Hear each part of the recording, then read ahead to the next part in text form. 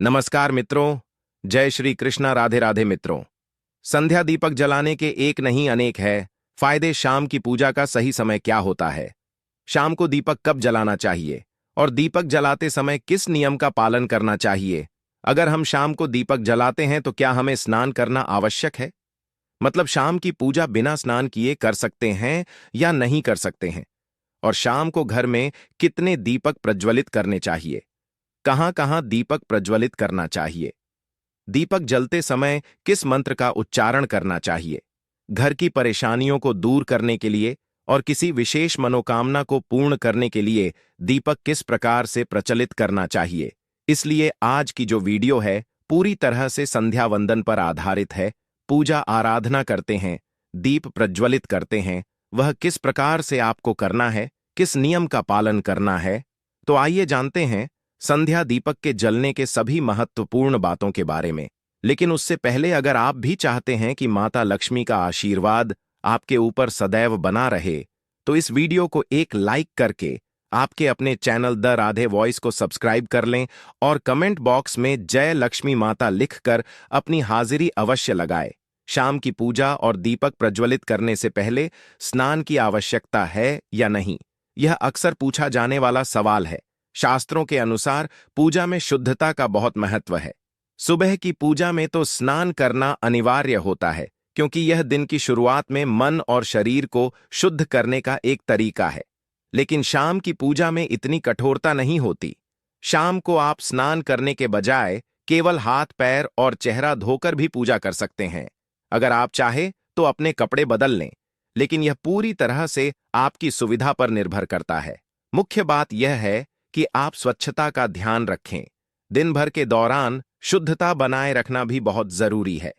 उदाहरण के लिए, जब भी आप बाथरूम या टॉयलेट जाएं, उसके बाद खुला शुद्धिकरण जरूर करें। अगर आप दिन भर इस आदत का पालन करते हैं तो शाम की पूजा के लिए स्नान करना जरूरी नहीं होता। हालांकि गर्मियों के दिनों में आप तरोताजा महसूस करने के लिए स्नान कर सकते हैं। अब बात करते हैं दीपक जलाने के सही समय की। शाम की पूजा का समय प्रदोष काल में होता है। यह वह समय है जब सूर्य अस्त होने वाला होता है या अस्त हो रहा होता है। उसी समय हमारे घर में दीपक प्रज्वलित कर देना चाहिए। इसका मुख्य उद्देश्य है कि दिन ढलने के साथ ही घर में सकारात्मक ऊर्जा का संचार हो और अंधकार दूर हो जाए। इस समय का महत्व इसलिए भी अधिक है क्योंकि यह दिन और रात के मिलन का समय होता है, जो आध्यात्मिक दृष्टि से बहुत पवित्र माना गया है। लोग अक्सर पूछते हैं कि शाम को दीपक किस समय जलाना चाहिए। इसका सही जवाब यह है कि यह मौसम पर निर्भर करता है, क्योंकि सूर्यास्त का समय हर मौसम में बदलता रहता है। जैसे सर्दियों में 5:30 तक सूर्यास्त हो जाता है, जबकि गर्मियों में यह समय 6 बजे से लेकर 7 बजे तक हो सकता है। इसलिए यह कहना मुश्किल है कि हर दिन एक ही समय पर दीपक जलाया जाए। सही तरीका यह है कि जब सूर्यास्त होने लगे या सूर्य डूबने का समय हो, जिसे संध्या काल कहते हैं, तब आप अपने घर में दीपक प्रज्वलित कर दें।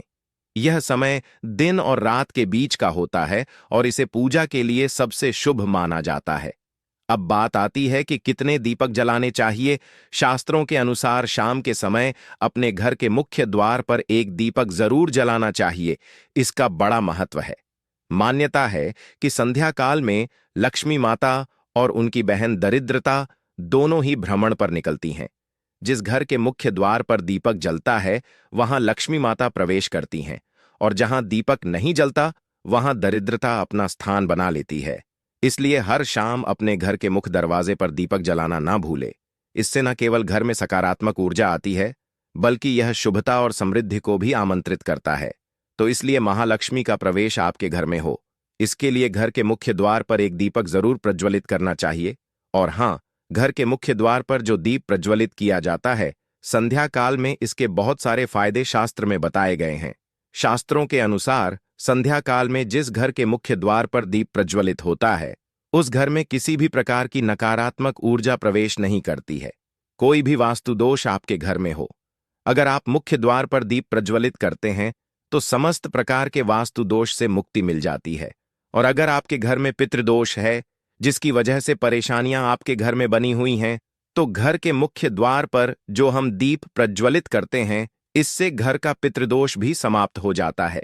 और इसके अलावा घर में किसी भी प्रकार की अशांति रहती हो या फिर आपके घर में बीमारियां बहुत रहती हैं, कलह रहता है, आर्थिक तंगी रहती है, तो घर के मुख्य द्वार पर हम दीप प्रज्वलित करते हैं तो समस्त प्रकार की परेशानियों से, दुखों से आपको मुक्ति मिल जाती है।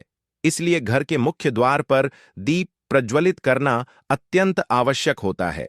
शास्त्रों के अनुसार घर के मुख्य द्वार पर एक दीपक अवश्य ही होना चाहिए। अब बात करें दूसरे दीपक की, तो दूसरा दीपक आपको अपने घर की तुलसी के पास प्रज्वलित करना चाहिए। शास्त्रों के अनुसार अगर शाम के समय संध्या काल में तुलसी की जड़ के पास अंधेरा रहता है, ऐसे घर में दरिद्रता का स्थायी वास बन जाता है। और जिन घरों में शाम के समय तुलसी के पास दीप प्रज्वलित किया जाता है, ऐसे घर में लक्ष्मी का वास होता है। श्री हरि विष्णु सहित महालक्ष्मी ऐसे घरों में वास करती है। तो आपको प्रयास करना चाहिए कि शाम के समय तुलसी के पास एक दीपक अवश्य प्रज्वलित करें।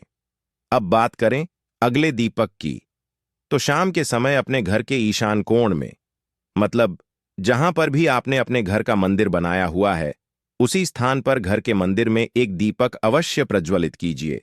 2-3 दीपक आपको प्रतिदिन जरूर प्रज्वलित करने चाहिए। और अगर आप तीनों दीपक प्रतिदिन प्रज्वलित करते हैं तो विश्वास रखिए, आपके घर की बहुत सारी परेशानियां स्वयं ही समाप्त हो जाती हैं। और अब बात करते हैं अगले प्रश्न के बारे में, जो आप लोगों के हमेशा प्रश्न आते हैं कि दीपक किस चीज से प्रज्वलित करना चाहिए। सरसों का तेल डालते हैं या नहीं, या फिर तिल के तेल का प्रयोग करना चाहिए, या फिर शुद्ध गाय के घी का। किस चीज से हम दीपक प्रज्वलित करें, तो देखिए, शास्त्रों के अनुसार सरसों के तेल का दीपक हर जगह प्रज्वलित नहीं करना चाहिए। सरसों का तेल कड़वा तेल कहा जाता है। इस तेल का दीपक हम प्रज्वलित करते हैं शनिदेव के लिए। अगर आप दीप दान करते हैं, शनिवार के दिन सरसों के तेल का दीपक जलाने का खास महत्व है। आप इसे अपने घर के मुख्य द्वार पर जला सकते हैं, या फिर पीपल के पेड़ के पास भैरव देवता की पूजा में भी सरसों के तेल का दीपक जलाया जाता है। लेकिन शास्त्रों के अनुसार बाकी दिनों में और बाकी देवताओं के लिए दीपक जलाने में गाय के घी का ही प्रयोग करना चाहिए। अब सवाल आता है कि अगर शुद्ध गाय का घी उपलब्ध ना हो तो क्या करें। ऐसी स्थिति में आप बाजार में मिलने वाले शुद्ध घी या किसी और अच्छे घी का इस्तेमाल कर सकते हैं। इसके अलावा तिल के तेल का दीपक भी एक अच्छा विकल्प है। जो दीपक आप रोजाना अपने घर में जलाते हैं, चाहे वह मुख्य द्वार पर हो, तुलसी के पास हो या घर के ईशान कोण उत्तर पूर्व दिशा में, उन्हें आप तिल के तेल या घी से जलाएं। इससे घर में सकारात्मक ऊर्जा और समृद्धि आती है। एक और बात का ध्यान रखना जरूरी है, जब भी आप दीपक जलाएं, उसे सही स्थान और सही दिशा में रखें। उदाहरण के लिए, मुख्य द्वार पर जलाए गए दीपक से लक्ष्मी माता को आमंत्रित करने का प्रतीक माना जाता है, जबकि तुलसी के पास दीपक जलाने से घर का वातावरण पवित्र होता है। कभी भी दीपक को सीधे जमीन पर नहीं रखा जाता है। दीपक रखते समय प्रतिदिन दीपक के नीचे थोड़ा सा आप चाहे तो चावल रख सकते हैं, या फिर आप चाहे तो थोड़े से पुष्प रख सकते हैं। और हां, अगर आप दीपक के नीचे चावल रखते हैं तो इस बात का आपको ध्यान रखना है कि चावल अखंडित होना चाहिए, क्योंकि ऐसा माना जाता है कि अगर टूटे हुए चावलों का प्रयोग हम पूजा में करते हैं, किसी भी प्रकार से, चाहे दीपक के नीचे रखकर करते हैं या फिर अक्षत के स्वरूप में करते हैं, तो इससे घर में दरिद्रता आती है। इसीलिए अखंडित चावल होने चाहिए। अगर आप दीपक के नीचे रखते हैं तो, और जैसे कि कई लोगों के प्रश्न आते हैं कि प्रतिदिन जो दीपक के नीचे हम चावल रखेंगे तो उस चावल का अगले दिन क्या करना चाहिए, तो अगले दिन उठाकर आप पक्षियों को डाल दीजिए, पक्षी उसे खा जाते हैं। और घर में जो आप ईशान कोण में दीप प्रज्वलित करते हैं, मतलब घर के मंदिर में जो दीपक प्रज्वलित किया जाता है, उस दीपक को आप किसी पात्र में भी रख सकते हैं। जैसे कि एक छोटी सी प्लेट ले लीजिए, उसी प्लेट में दीपक रख दीजिए और उस दीपक को हम प्रज्वलित करते हैं। मतलब घर के मंदिर में जो दीपक प्रज्वलित करेंगे वह आप किसी पात्र में भी रख सकते हैं, लेकिन सीधे जमीन पर आपको कोई भी दीपक नहीं रखना।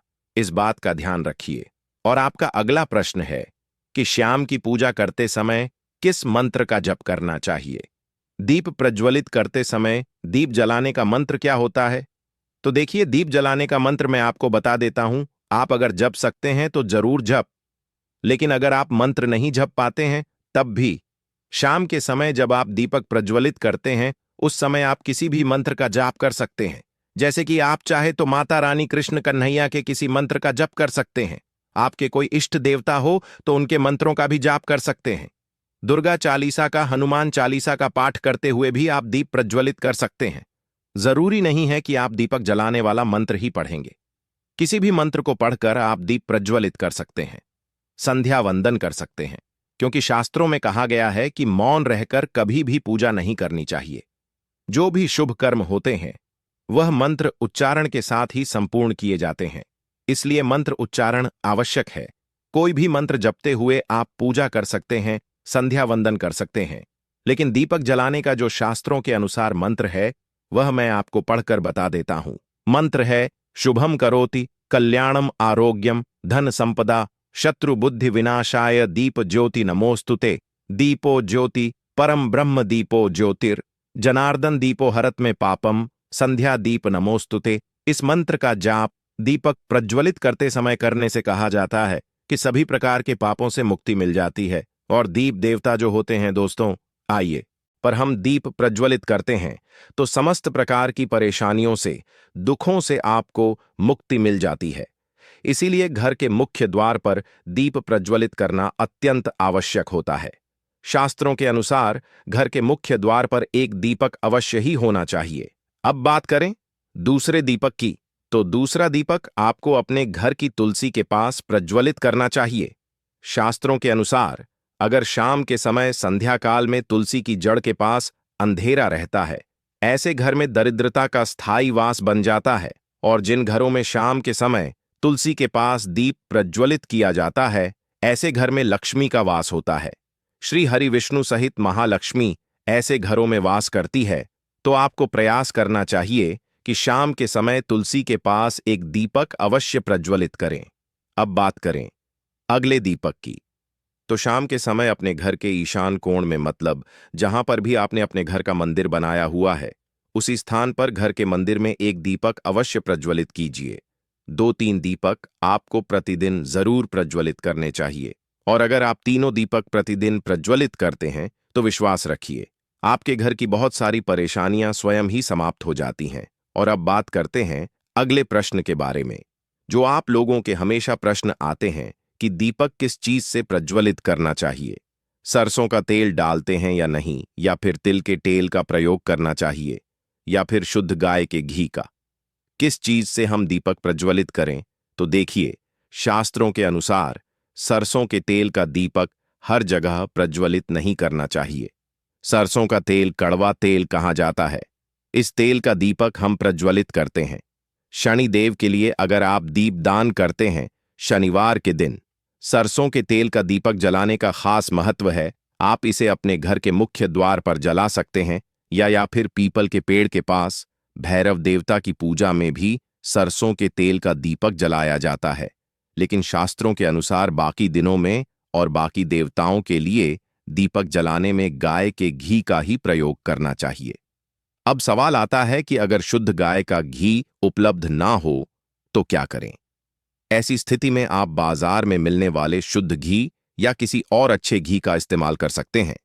इसके अलावा तिल के तेल का दीपक भी एक अच्छा विकल्प है, जो दीपक आप रोजाना अपने घर में जलाते हैं, चाहे वह मुख्य द्वार पर हो, तुलसी के पास हो, या घर के ईशान कोण। उत्तर पूर्व दिशा में उन्हें आप तिल के तेल या घी से जलाएं। इससे घर में सकारात्मक ऊर्जा और समृद्धि आती है।